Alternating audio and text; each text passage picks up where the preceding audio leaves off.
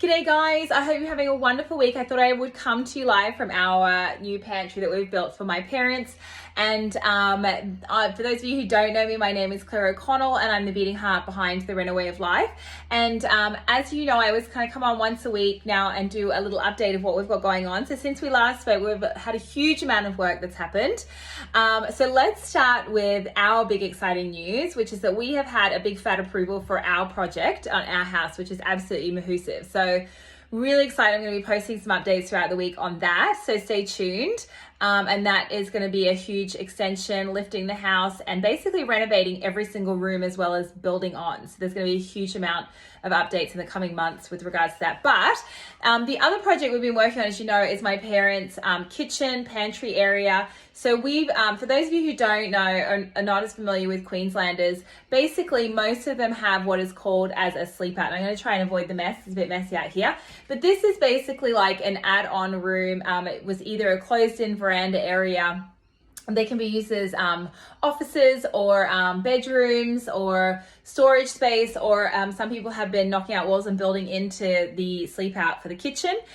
We didn't do that for my parents because they really wanted to keep that stove, which basically anchored the kitchen design into the square area. But what we did do is, instead of using this space as just a dining area, we actually built in this pantry. So I thought I would just give you a quick little update. Now we are still working on it. Behind on the other side of that wall there will be a door, and that's going to go into what is the office. So we're going to keep the door there, so there's access through the pantry or there's access through the bedroom. It's just how it works with these old houses. But these are the doors which we're yet to paint. They've got the beautiful bubbled glass as well, which is really cool. But what I really wanted to show you today was the pantry and give you a little walkthrough. So what we've done is we've custom built all of these shelves. So this is going to be the coffee area. And like I said, it's a work in progress still. There's going to be a little bar fridge underneath here. And then along here, we've just created this coffee space. And my mum is a huge fan of teapots. She has a lot of tea. So that's why this area has become, it's going to be a bit of an ode to the teapots. She's got some beautiful teapots though. And then on this side, this is basically going to be the bulk of the storage area. So there's a huge amount of storage. So as you can see as well, is we actually took that top shelf right across. So that can be for those storage items that, you know, you don't really use very often, but it's nice to have. So you can have a little step ladder that can be tucked around the corner here. And the door going into the office, we're actually going to be putting a barn door in as well. It's going to be an old door, but we're going to put it on a runner so that it doesn't encroach on the space at all. And then on this side, this is basically, like I said, so you've got this under shelf here where you can store things like slow cookers, sandwich makers, those sorts of things.